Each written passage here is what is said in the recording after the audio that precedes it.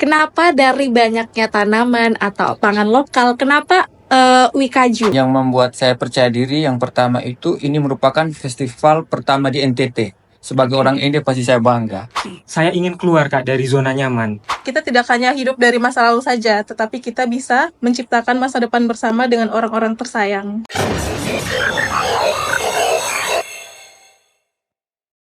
Selamat datang di teman podcast kamu. Hari ini tentunya bersama saya Salsa, kita akan membicarakan obrolan-obrolan seru, gebrakan-gebrakan anak muda tentunya di hari ini. Bersama siapa? Teman podcast kamu sudah hadir bersama Salsa sore hari ini bersama Kak Dion. Halo, ada Kak Sanca dan Kak Joan. Sebelum itu kita perkenalan dulu ya teman podcast kamu. Biar apa? Biar makin seru obrolan di sore hari ini. Kita langsung ke Kak Dion sore hari ini. Halo. Selamat sore juga Salsa. Aduh, suaranya makin syahdu ya. Mungkin bisa perkenalan dulu. Halo, saya Dion Dani. Saya koordinator seksi acara di Festival Wikaju Kabupaten Ende 2025. Oke, selanjutnya. Halo teman-teman, selamat sore semuanya. Perkenalkan, nama saya Sanca. Saya sebagai bendahara di acara Festival Wikaju 2025. Oke, halo teman-teman semua. Perkenalkan, saya Joan Gaa, saya relawan pada Festival Wikaju. Dan saya tergabung di divisi seksi gali atau usaha dana. Oke, sore hari ini Salsa bersama Besti-Besti dari Festival Wikaju. Tadi kita lupa mention ya teman-teman bahwasannya topik yang kita akan bahas di sore hari ini bersama Besti-Bestinya Salsa tentunya membahas Festival Wikaju. Yang mana ini juga merupakan sesuatu yang baru atau lebih dikenal deep culture ya teman-teman. Karena Wikaju sendiri itu dari bahasa daerah. Kemudian dinamakan sebagai sebuah festival. Ini sebuah momentum atau ide yang cukup menarik ya. Mungkin kita bisa langsung ke pertanyaan di hari ini. Apa sih inspirasi atau ide yang bikin nama festival ini menjadi Wikaju? Mungkin dari Kak Dion nih.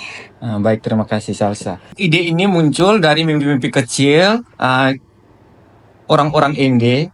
Kami sudah terkoneksi yang merasa satu frekuensi bahwa kita apa yang harus kita buat nih untuk Kabupaten Ende. Nah, muncullah Festival Wikaju ini. Begitu Salsa. Mungkin ada yang mau ditambahkan dari Kak Sancan? Kalau dari saya untuk ide ini tuh, jadi kita tuh dari panitia kecil itu kita berdiskusi, terus kita melihat satu potensi apa nih yang bisa dikembangkan di daerah Ende melalui ketahanan pangan lokal. Nah, kita mengangkat salah satunya pangan lokal itu Wikaju ini.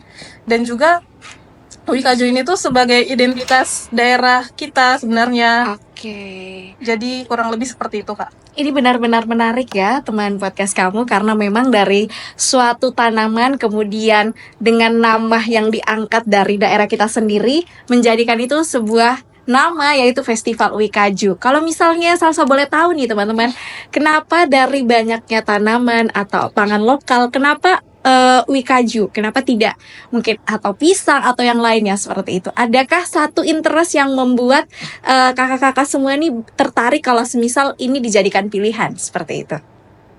Jadi kenapa memilih Wikaju sebagai pangan lokal yang mau diangkat itu karena kita melihat potensi yang ada di daerah kita nih, apa itu yang bisa diangkat pangan lokal yang unggul menurut kita itu.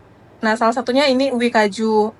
Dan juga Wikaju ini kan maksudnya tidak tumbuh di semua daerah, dia kan di daerah-daerah tertentu. Nah, salah satunya kita mau mengangkat Wikaju yang berasal dari daerah Roga. Dan juga ada kaitannya kenapa Wikaju diangkat, karena pada zaman dulu orang-orang tua itu selalu menyuguhkan Wikaju ini kepada tamu-tamu yang datang berkunjung. Oke. Nah, dari situ mereka ada sebutannya juga, dikenal sebagai Atajie, begitu Kak. Ini menarik ya teman-teman podcast kamu, karena memang cara anak muda sekarang untuk melestarikan budaya, kemudian biar kita nih makin hari walaupun ada saja yang diupdate tapi tidak melupakan budaya Betul kita sekali. sendiri. Apalagi ini budaya pangan lokal yang memang sampai sampai hari ini teman-teman podcast kamu masih ada, bahkan ini kayaknya terus ada deh sampai ke depannya. Iya. Nah, ini untuk Festival Uwi Kajunya sendiri, untuk temanya ini menjaga warisan, menumbuhkan harapan. Untuk artinya sendiri apa nih? Apakah ada arti tersendiri ataukah diambil karena itu ada tiba-tiba ide seperti Festival Uwi Kaju ini? Kalau mungkin dari saya, menurut saya ini ada sebuah perumpamaan yang cocok yang bisa dikaitkan dengan tema Festival Uwi Kaju pada tahun ini, yaitu menjaga warisan. Jadi teman-teman, menjaga warisan di sini itu bisa diumpamakan seperti kita merawat api yang kita gunakan untuk menghangatkan badan kita. Kita tidak membuatnya padam, tapi kita tetap membiarkan dia terus menyala, begitu. Sedangkan untuk Menumbuhkan menumbuhkan harapan. harapan. Sedangkan untuk menumbuhkan harapan itu bisa diumpamakan seperti kita menanam benih, Kak. Jadi kita menanam benih, pada awalnya dia tidak langsung besar. Dia dari kecil butuh proses sampai dia bisa menjadi besar. Salah satu kuncinya itu dengan kita merawat, memberikan dia air untuk disiram, terus kita menjaga dia dari tanaman-tanaman liar lainnya, sehingga Oke. ya pohon ini tuh bisa menjadi rindang dan juga menyejukkan serta bisa mengenyangkan orang yang ada di sekitar situ, Kak. Jadi dari tema ini tuh saya belajar kalau kita tidak hanya melihat ke belakang dengan rasa hormat, tapi kita juga melihat ke depan dengan penuh percaya bahwa apa yang kita lakukan, apa yang kita jaga pada saat ini dapat menjadi pegangan yang kuat untuk kita di masa depan nanti, Kak. Wow, ini sangat-sangat menarik ya, karena jawabannya langsung for your information teman-teman podcast kamu. Ini dari Gen Z. Jadi kalau misalnya Gen Z berbicara scroll TikTok, tapi hari ini Gen Z berbicara filosofi. Dari yang kecil, sesuatu yang kita buat kemudian menjadi sesuatu hal yang besar. Tentunya untuk siapa? Untuk kita dan lingkungan di sekitar kita. Ini juga tema yang sangat menarik, kemudian meaningful juga ya Joan, karena Bisa. memang Joan sendiri sebagai generasi Z tuh yang salsa tahu biasanya mau main, mau nongkrong, tapi ini mau bergabung langsung bersama kakak-kakak yang lain di Festival Uwi Kaju. Aduh keren nih. Ini kalau boleh tahu nih dari cerita tadi, kemudian filosofinya, apa sih tantangan dalam mempersiapkan Festival Uwi Kaju ini tersendiri? Kalau dari saya, tantangannya itu pasti ada, tapi lebih ke waktu dengan komitmen sih, Kak. Soalnya kita juga harus menyesuaikan jadwal kita masing-masing dengan kesibukan kita masing-masing. Terus juga ada beberapa tantangan dalam mengajak anak muda untuk terlibat aktif secara langsung kan, Kak. Jadi seperti yang kita tahu, anak muda zaman sekarang kan lebih suka ikut festival, tapi festivalnya itu semata buat hiburan saja kan. Oke, I Nah, see ya. tanpa edukasi begitu. Terus nah, apalagi ini kan soal isu ketahanan pangan nih. Nah, itu tuh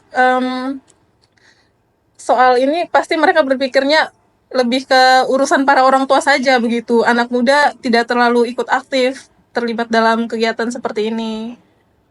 Seperti itu sih dari saya. Kalau dari Kak Sanca kan tadi bilangnya sulit ya. Bukan sulit juga sih mungkin dalam hal membagi waktu, kemudian komitmen. Ini Joan menarik nih, karena sebagai anak muda, bagaimana bisa Joan mengatur waktu sambil kuliah, kemudian sambil mengikuti event ini? Adakah sedikit struggle? Ataupun kalau misalnya sudah melewati struggle itu ya teman-teman, mungkinkah ada tips-tips nih buat teman-teman lainnya biar makin semangat? Karena kita kalau misalnya cuma rebahan, cuma main handphone, aduh guys, itu kita ketinggalan zaman. Kita langsung ke Joan saja. Iya, Kak, benar. Jadi bisa dibilang saya termotivasi untuk mengikuti Festival Uwi Kaju ini dan bergabung sebagai relawannya karena saya ingin keluar, Kak, dari zona nyaman. Ya. Karena sudah 4 semester saya kuliah, itu hanya sebatas kuliah, terus pulang ke kos dan rebahan, makan, tidur. Jadi Oke, rutinitas. I Aja Kak, see. iya Kak, betul. Rutinitasnya yang seperti Iya, biasa.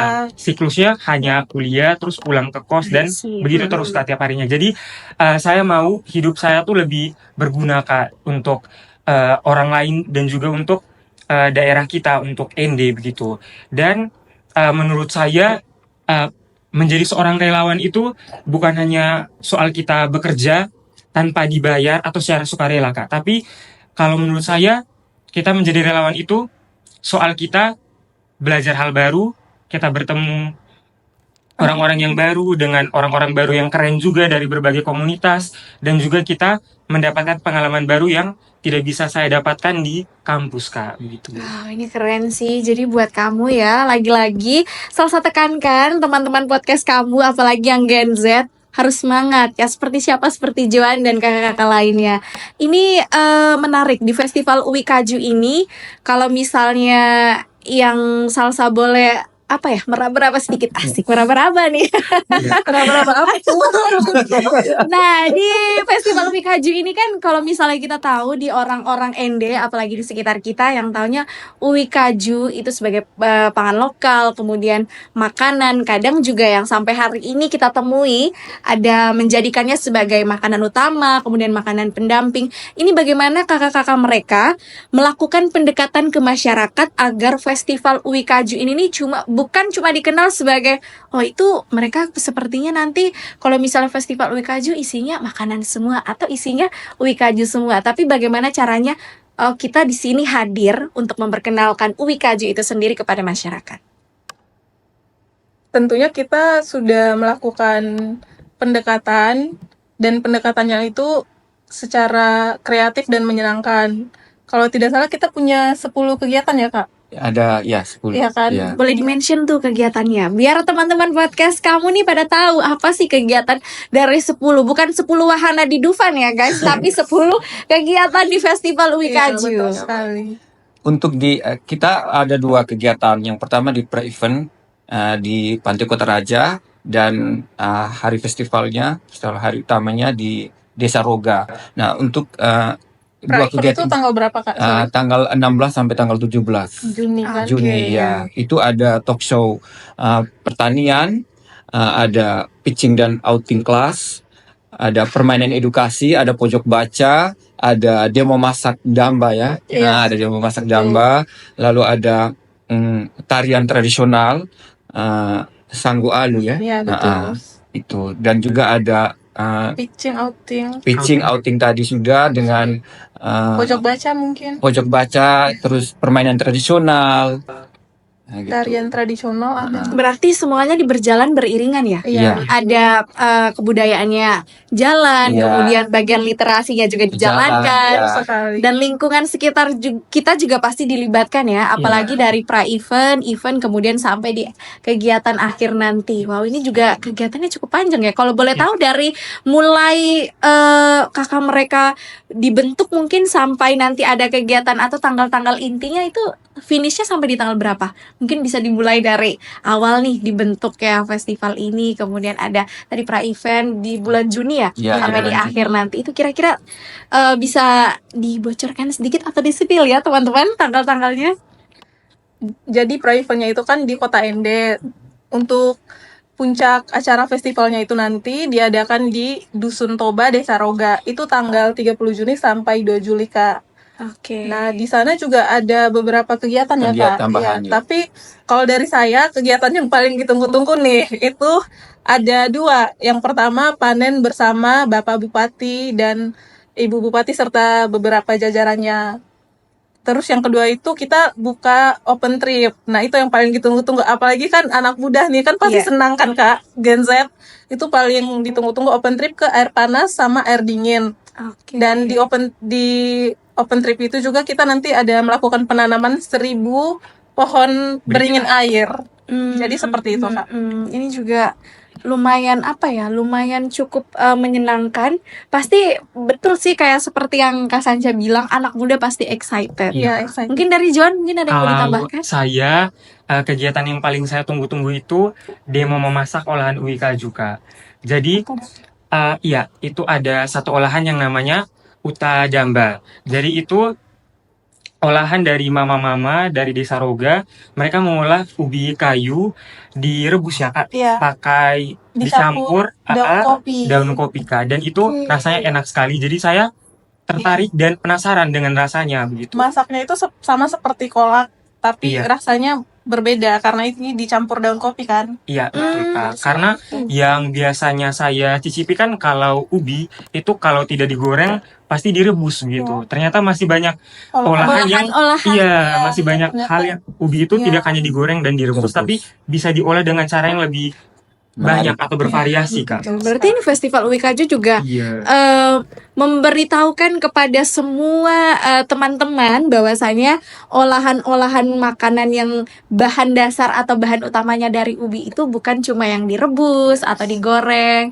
Bahkan sekarang kan banyak kan yang misalnya diolah menjadi jajanan ini atau ini. Ternyata itu juga sesuatu yang baru sih bagi saya. Jadi aduh, ini sangat-sangat meaningful pembicaraan kita hari ini teman-teman, karena memang damba ya tadi ya. Iya. Mbak. Damba itu sendiri memang punya makna tersendiri di Festival Ubi Kaju ini. Ini kayaknya Kalau- pertanyaan selanjutnya nih ke siapa ya? Ke Kak Dion saja nih dari tadi. Salsa mungkin saya perlu tambahkan. Oke. Ada satu yang di Ende sini ada kita melibatkan UMKM di Kabupaten Ende. Kalau di Desa Roga sendiri kita melibatkan 20 RT untuk UMKM, mereka menjual pangan lokal yang dari yang dengan bahan pokoknya ubi kayu. Ya, itu yang ditunggu-tunggu juga. Berarti ini juga melibatkan UMKM di dalam UMKM. festival ini ya. Oke, ini mungkin pertanyaan tadi setelah Salsa pikir-pikir sepertinya Salsa harus ke Joan lagi nih. Oke. Menurut Joan sendiri nih, kenapa anak muda zaman sekarang, kita dari tadi bahas anak muda karena kita masih Iya. muda. Iya, betul Iya, sekali.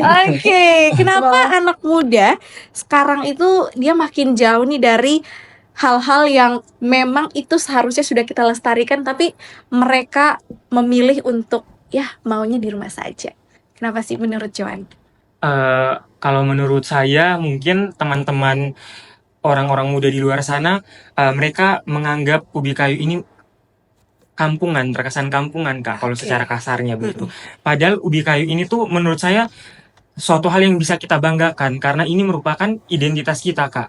Dari zaman dulu orang tua kita sudah menanam dan sudah mengonsumsi ubi kayu ini, dan ubi kayu ini juga pada saat masa susah atau di saat tidak ada beras untuk dimakan, ubi kayu ini bisa digunakan sebagai bahan pangan utama begitu ya. bagi orang tua kita begitu. Dan juga bangkit dari hal itu, saya merasa kalau ubi kayu itu sebenarnya simbol dari ketahanan pangan, kebersamaan juga, dan juga merupakan identitas yang harus dibanggakan begitu.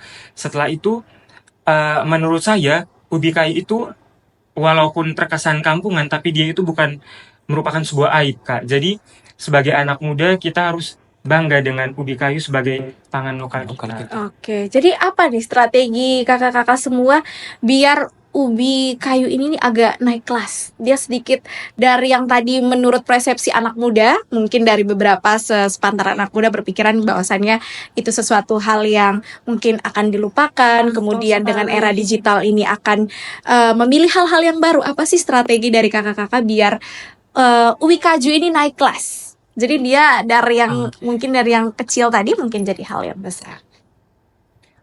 Kalau menurut saya langkah pertama yang bisa kita lakukan itu kita membantu UMKM lokal begitu. Jadi kita membantu mereka dengan cara kita memproduksi olahan atau produk dari ubi kayu dengan tingkat rasa ataupun kualitas yang lebih maju dari saat ini Kak. Bisa dimulai dari produksinya, kita kembangkan jadi lebih modern lagi sehingga bisa kita pasarkan keluar pulau Kak. Jadi menurut saya setelah produknya sudah terkenal. Oh iya, nanti saya tambah konten teater gitu. Bisa, boleh. Tapi ini benar tidak Kakak satu? Nanti kalau ada yang mau masuk bantu, bisa Bapak. Iya. Oh iya. Tidak sih Kak ini. Oke. Bisa ulang Kak. Bisa. Langsung lanjut. Ulang, silakan.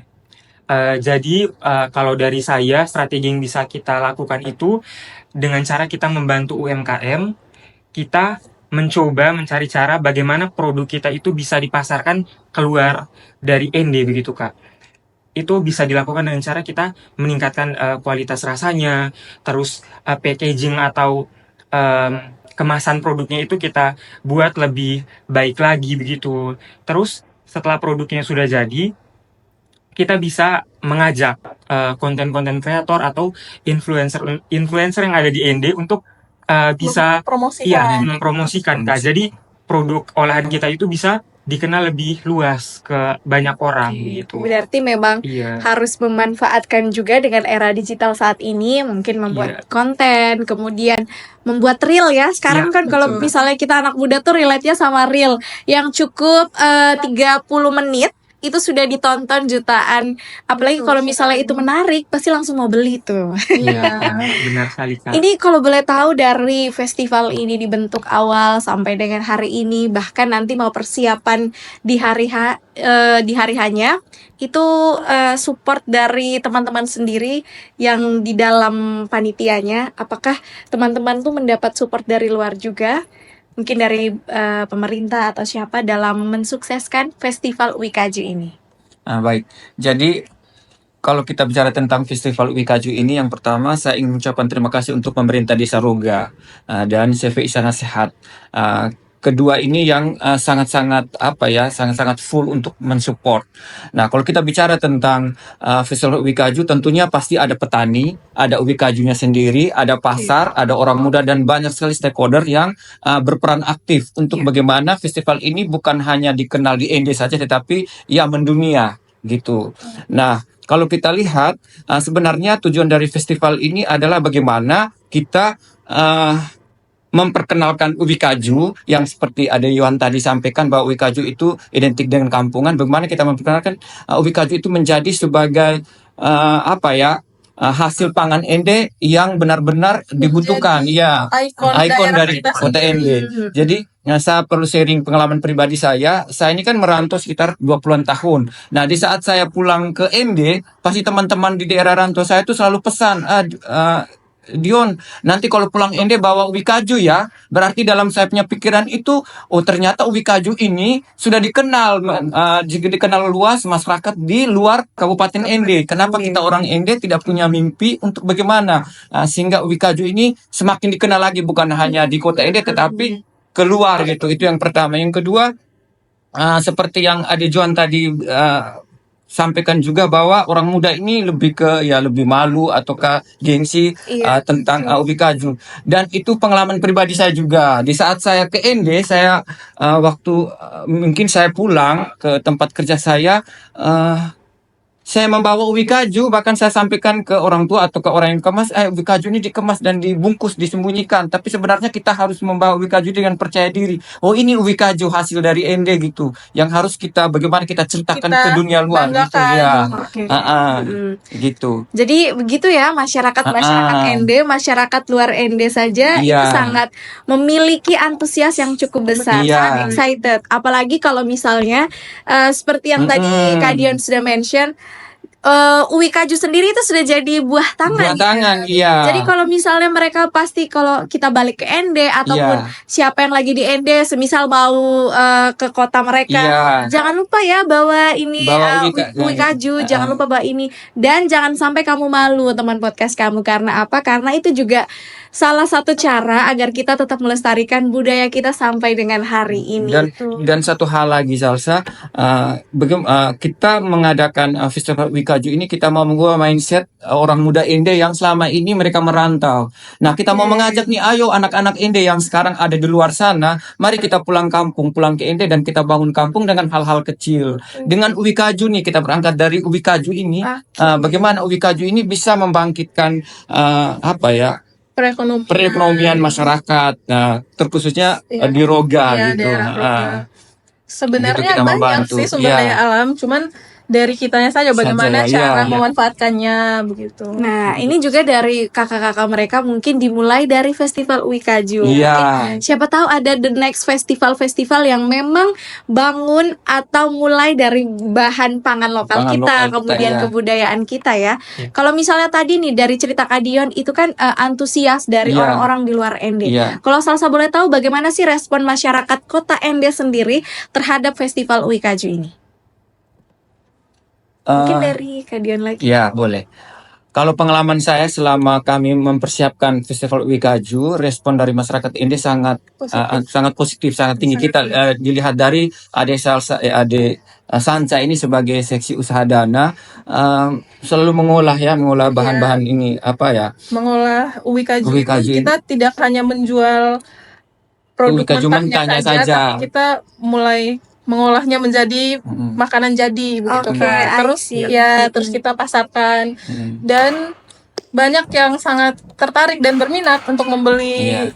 jualan kita. Terus kita melibatkan 15 sekolah di Kabupaten ND. Ada SD, SMP, dan SMA. menarik ya. Dan 1 TK. Kita libatkan kalau TK itu kita mau mengenalkan mereka sejak dini bagaimana mereka mengenal ubi kaju dengan kita membuat kegiatan mewarnai ubi kaju. Itu terus SD, SMP, dan SMA. Di saat saya mengunjungi ke sekolah-sekolah untuk menyampaikan terkait Festival Uwi Kaju ini, Salsa, respon dari Bapak Kepala Sekolah maupun siswa-siswi atau ke guru-guru di sekolah itu sangat baik. Mereka sangat mendukung dan mereka melihat ini merupakan hal positif karena di sekolah sekarang kan sudah ada P5. Itu lebih banyak juga beberapa sekolah yang mengolah bahan pangan lokal gitu. Jadi sangat antusias sekali sekolah-sekolah di Kabupaten ND, terutama 15 sekolah yang akan kami libatkan tadi. Gitu. Oh, ini menarik ya, dari jenjang usia TK sampai SMA. Ini iya. semua dilibatkan Iya, ya. semua dilibatkan. Berarti anak-anak TK yang se-cutie-cutie itu mereka juga excited ya? Iya, kita harus memperkenalkan mereka sejak Kita kecil. harus menanamkan rasa percaya diri dari Termasuk kecil. ada satu kegiatan kulasi. Kulasi. Ada satu kegiatan kulasi yaitu anak-anak kita libatkan untuk membentuk ubi kaju dari dari pangan-pangan lokal. Seperti kita bunga terus ditempel-tempel dari pangan-pangan lokal. Dia itu maksudnya mengenalkan ke anak-anak sejak dini untuk mengenal pangan lokal. Iya, mereka juga sambil melatih saraf motorik kan, karena memang itu mereka yang bikin sendiri, kemudian dari bahan-bahan pangan mereka sambil meraba-raba, oh ini apa ya, sambil memperkenalkan ya. Berarti memang ini juga salah satu upaya dari panitia Festival Uwi Kaju memperkenalkan dan membuat masyarakat tuh menjadi nyaman. Intinya tuh sebenarnya masyarakat nyaman dulu ya. Iya, termasuk Dan- masyarakat Desa Roga, Salsa. Oke, Mereka iya. sangat antusias Iya, betul. untuk mendukung gitu. Dari kita lihat dari persiapan selama ini ya, Iya. mereka sangat antusias. Mereka semangat sekali. Oke, aduh, jadi tidak sabar ya. Can't wait to see the Festival Uwi Kaju yang menggelegar Iya. tahun 2025 ini, Jadi, teman-teman podcast kamu. Jadi ubi kaju ini bisa menyatukan dari beberapa macam ya. Ada pendidikan juga di dalam, literasi Iya. juga. Karena di Desa Roga itu nanti kita ada open donasi buku. Ada salah satu rumah baca Kopintar. Iya, Di situ oke. kita ada open donasi buku dan kalau kita lihat ternyata ubi kaju ini bisa menggerakkan semua sektor. Ada perekonomian juga, UMKM tadi, ada pendidikan juga. Oke. Literasinya Yang juga literasinya jalan. juga jalan di dalam, kesenian daerah juga. Makanya itu tadi teman-teman podcast kamu itu relate sama kita, Iya. relate sama anak muda, semua kalangan usia, bahkan yang dari TK pun juga Iya benar. dilibatkan. Iya. Sangat relate. Oke. Uwi kaju yang terlihat mungkin sepele di Iya. mata masyarakat, tetapi sebenarnya itu potensinya sangat besar. Iya, betul sekali. Dan kalau kita lihat jajan kuliner di Ende sini lebih banyak orang luar Ende yang Lebih banyak masyarakat pendatang Iya. ketimbang putra-putri daerah sendiri. Gitu. kita jadi pembeli gitu, lebih banyak jadi pembeli. Dan jiwa konsumtif kita semakin menggila-gila ya Iya. teman-teman podcast kamu. Tapi setelah ini langsung tuh tergerak hati Salsa. Siapa tahu nanti teman-teman podcast kamu yang lagi menonton kita mungkin juga tergerak hatinya untuk mengolah dan tetap melestarikan si Uwi Kaju ini, Betul karena sekali. memang potensinya cukup besar, kemudian dengan berbagai manfaatnya juga Iya. ada di dalam situ. Benar. Ya sesimpel satu batang Uwi Kaju Iya. ya, ini bisa mendunia ya kalau bisa dibilang. Oke, Bisa. ini mungkin kita ke pertanyaan selanjutnya dari Asta Cita Presiden kita, Bapak Prabowo Subianto. Salah satunya adalah soal kedaulatan pangan. Mungkin dari Festival Uwi Kaju ini sendiri, apakah kakak-kakak merasa ini satu gebrakan nih dari kami yang misalnya itu juga mewujudkan cita-citanya Bapak Presiden, dalam artian tadi mungkin ada manfaatnya, kemudian itu sudah memenuhi seperti yang diimpikan atau belum, sesuai ekspektasinya belum? Nah, kalau kita lihat program dari Bapak Presiden seperti yang Ade Salsa sampaikan tadi, tapi kalau kita lihat di Kabupaten Ende sekarang kan ada program Ende Sehat. Nah, Oke. kita ingin mendukung program pemerintah Ende Sehat dengan cara bagaimana? Dengan cara kita mendorong Uwi Kaju ini jadi pangan lokal, jadi makanan pokok lah. Jadi setidaknya setiap hari mungkin di rumah kita ya, berangkat dari keluarga, di rumah kita sudah bisa mulai mengonsumsi Iya. Uwi Kaju gitu. Bukan hanya nasi saja, tetapi Iya. ada Uwi Kaju. Gitu. Banyak sih pangan lokal, ada jagung, sorghum, Iya, tapi iya. sekarang yang kita mau angkat itu Uwi Uwi Kaju. Kaju, ya. Uwi Kaju, Iya. oke. Tadi kan Kak Sanca tuh sempat cerita sedikit kalau misalnya Uwi Kaju ini sudah diolah menjadi beberapa makanan yang akhir-akhir ini sangat diminati oleh warga masyarakat Ende. Apa tuh Kak Sanca? Mungkin bisa berbagi, siapa tahu setelah ini kita recook ya teman-teman podcast kamu. Mungkin yang tadi ada apa? Kolak ubi. Kolak Kolak ubi. Selain kolak ubi ada apa nih Kak Sanca? Mungkin bisa diceritakan selain kolak ubi itu sendiri. Jadi dari kami teman-teman usaha dana kemarin, selain kolak ubi, kami juga menyajikan ubi rebus sama ikan teri sama sambal, terus Digoreng. ubi goreng Iya. sama sambal, terus ubi rebus sama ikan cakalang, iya ikan suwir cakalang sama sambal dan kolak ubi. Jadi 4 menu itu yang kami Dan laku terjual sediakan. tuh Salsa. Iya. Dan laku terjual. Ada juga ubi mentah. Ada juga Jadi ubi kita ada mentah. beberapa paketnya, ada Ya. dan ubi ini kayak pemicunya. Jadi sebenarnya ada pangan lokal di Desa Roga yang kami jual seperti Iya. mentimun, terus Oke. labu besi. Jadi ada beberapa paket. Ada paket ubi mentah saja, ada paket Sayur, labu besi sama timun. timun. Jadi kita mau membantu perekonomian Iya. masyarakat Desa Roga juga dengan cara Oh, ini benar cukup apa ya? Menarik ya, di Festival Iya. Uwi Kaju ini kita jadi belajar semuanya.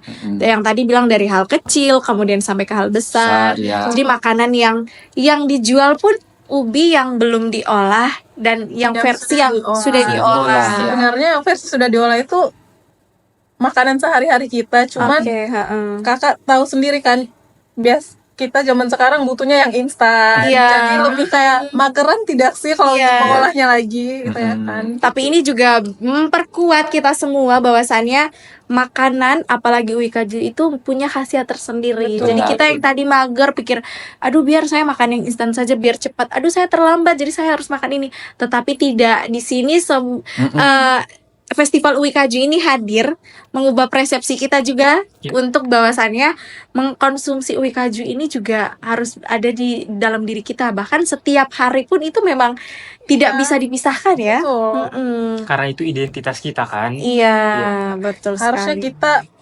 lebih punya rasa memiliki itu lebih kuat Iya. daripada orang luar. Iya. Bahkan betul. ubi kaju tuh kan kita bisa masak campur sama beras. Ya Iya. sudah sering makan juga di rumah ya. Ini menarik Jadi- sih teman-teman podcast kamu, karena memang di pembicaraan sore hari ini ada sangat mindful iya, meaningful iya, semuanya tuh dapat. Iya. Dan di Festival Uwi Kaju ini juga anak muda itu berpartisipasi, termasuk Joan, Kak Sanca, ada Kak Dion yang Iya. hari ini terlibat. Ini juga merupakan suatu gebrakan yang memang kalau misalnya kita anak muda, sekali lagi bukan cuma hal-hal yang kita senangi, bahkan Mungkin dari tadi ya ada komunikasi yang apa di dalam panitia, tapi itu juga tetap dijalankan sampai hari ini. Benar. Iya, ya. betul sekali. Ini keren sih. Kalau soal komunikasi nih, aduh kita balik lagi. Dari sekian banyaknya itu berarti sampai hari ini Festival UIKAJU berjalan, bahkan semua rentetan-rentetan acara. Bagaimana sih tips dari kakak-kakak menjaga komunikasi di dalam suatu lingkup yang ini apa ya? Kalau bisa dibilang mungkin ada yang baru kenal, ada yang mungkin sudah kenal begitu. Jadi untuk strategi yang biasanya saya pakai itu, saya menyesuaikan dengan jadwal kuliah, Kak. Jadi kalau contohnya ada pertemuan jam 4, dan di jam 4 itu saya ada bertabrakan dengan jadwal kuliah nih, Kak. Jadi biasanya saya langsung menginformasikan ke kakak-kakak panitia lainnya kalau saya tidak bisa bergabung hari ini pada pertemuan atau rapat yang dilakukan. Jadi menurut saya komunikasi itu penting sih, Kak. Jadi kalau kita tidak bisa atau kita ada halangan gitu, itu iya bisa Tinggal disampaikan, diinformasikan gitu. ya. Karena pasti kakak-kakak yang lain pun akan mengerti begitu. Ya. Iya, jadi kita saling mengerti sih, Kak, begitu. Saling tetap menjaga Iya. komunikasi di dalam grup, Grup. selalu Oke. aktif biar tidak miskomunikasi satu sama lain kan. Iya. Ininya tetap bertanggung jawab Iya. dengan tugas yang diberikan Oke. gitu. Kalau masalah komunikasi ya pastilah manusiawi ya, pasti ada gesekan-gesekan. Iya. Tetapi sejauh ini teman-teman panitia dengan kembali lagi dengan spirit awal kita adalah bagaimana kita mau menyukseskan kegiatan festival ini. Jadi kerikil-kerikil itu jadi sebagai vitamin lah buat kami untuk bagaimana lebih terpacu lagi, semangat. lebih semangat, lebih bertanggung jawab dan konsisten untuk menyukseskan cara ini. Oke, mungkin ini pertanyaan selanjutnya Mm-mm. dijawab masing-masing ya. Karena ini kayaknya khusus. Bercanda. Jangan tegang. Kita harus lebih enjoy. Boleh.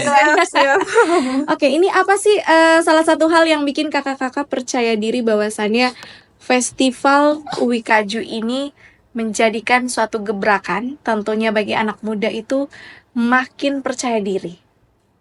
Kalau dari saya pribadi itu percaya diri karena UIKAJU ini pangan lokal yang sudah ada dari zaman nenek moyang kita. Iya. Nah, kita sebagai anak muda ini, kita harus mempertahankan warisan yang sudah ada dari zaman dahulu. Kita dengan cara merawat dan melestarikan nilai-nilai budaya ini. Dengan terus memberikan inspirasi bahwa kita tidak hanya hidup dari masa lalu saja, tetapi kita bisa menciptakan masa depan bersama dengan orang-orang tersayang. Wow, ini satu quotes baru nih. Jangan stuck di masa lalu, kita juga ada masa depan yang harus kita persiapkan. Next, bisa ke Kak Joan. Apa sih yang bikin Kak Joan itu lebih percaya diri kalau misalnya Festival UIKAJU ini itu bisa menjadi sesuatu gebrakan atau hal yang bagus tentunya untuk anak-anak muda? Jadi alasan mengapa saya percaya diri untuk mengikuti festival ini, karena saya rasa saya punya kemampuan nih, Kak, untuk bisa membantu menyukseskan festival ini sendiri. Dan juga orang-orang muda itu kan pasti punya ide-ide yang segar, punya keberanian juga, dan punya inovasi-inovasi yang tinggi. Jadi dengan adanya orang muda di festival ini bisa membuat festival ini bisa berjalan lebih baik lagi, dan mungkin ada pembaharuan dari festival-festival yang sudah ada sebelumnya. Oke, mungkin dari Kak Dion nih. Yang membuat saya percaya diri yang pertama itu ini merupakan festival pertama di NTT. Sebagai orang NTT pasti saya bangga, tentu kan? Iya, Pasti bangga. kita semua bangga karena Sangat pertama, bangga sekali. iya, untuk pertama kali di NTT dan dilaksanakan di ND gitu. Dan kalau kita lihat dari temanya itu menjaga warisan, menumbuhkan harapan, membuat saya percaya diri ini merupakan warisan dari nenek moyang saya. Bagaimana cara untuk saya membuat warisan ini tidak punah gitu, dengan cara membuat UIKAJU ini lebih bernilai jual dan lebih bernilai dengan selain membuat festival ini juga kan bisa UIKAJU ini bisa dikenal banyak orang. Itu yang membuat saya percaya diri. Dan kembali lagi seperti saya sampaikan tadi, orang luar saja mengenal ND dari UIKAJU selain Danau Kelimutu, selain Pancasila. Kenapa kita orang ND malu untuk menceritakan UIKAJU ke orang Karena lain? UIKAJU ini kan Ah, ikon daerah ND. Daerah ND gitu. Jadi kita harus Betul. lebih Percaya diri, familiar ya. dengan adanya pangan lokal ini. Sebelum orang luar Karena menurut saya kayak malu tidak sih kalau orang luar bertanya iya, apa itu sementara WKJ, kita belum, bagaimana prosesnya, sementara kita orang Indo orang sendiri. asli ND Ah, sendiri, anak daerah, tidak tahu mau menjawab seperti apa gitu. ya. Oke, ini menarik ya. Mm. Mungkin kita bisa ke pertanyaan selanjutnya nih. Dari rasa percaya diri tadi, apa sih harapan dari kakak-kakak semua di Festival Uwi Kaju ini? Dan mungkin ini ada the next Festival Uwi Kaju, karena ini kan baru Perdana. for the first time ya, Betul. teman-teman podcast kamu. Ini pertama kalinya diadakannya itu Festival Uwi Kaju. Siapa tahu setelah ini ada ya. Bahkan mungkin yang belum kebagian bergabung di festival tahun ini mungkin bisa bergabung di tahun depan atau tahun-tahun berikutnya, biar the next generation-nya tuh merasakan Festival Uwi Kaju ini tersendiri. Apa sih harapan dari kakak-kakak semua? Kalau dari saya, harapannya itu setelah adanya festival ini, kan ini baru di Dusun Toba Desa Roga saja. Harapan saya nanti festival berikutnya itu kita bisa mengangkat Uwi Kaju di daerah lain yang juga punya potensi yang sama. Iya. Dan juga saya sebagai generasi muda Gen Z, Kita generasi muda semua nih Iya. teman-teman podcast kamu. Jadi pembicaraan hari ini tuh memang sangat meaningful. Apalagi kita bicaranya sama anak muda. betul. Jadi saya Mm-mm. berharap teman-teman yang masih berada di luar daerah, yang masih merantau dan lain sebagainya, mungkin dari adanya festival ini teman-teman bisa belajar untuk lebih peduli dengan daerah sendiri dan lebih bisa melihat potensi yang kita punya di daerah sendiri. Seperti itu. Oke, dari Kak Dian? Harapan dari saya yang pertama, ini kan festival diadakan di Kabupaten ND. Mungkin kali-kali berikutnya bisa kita lakukan tingkat provinsi NTT. Jadi sehingga semua kabupaten bisa terlibat.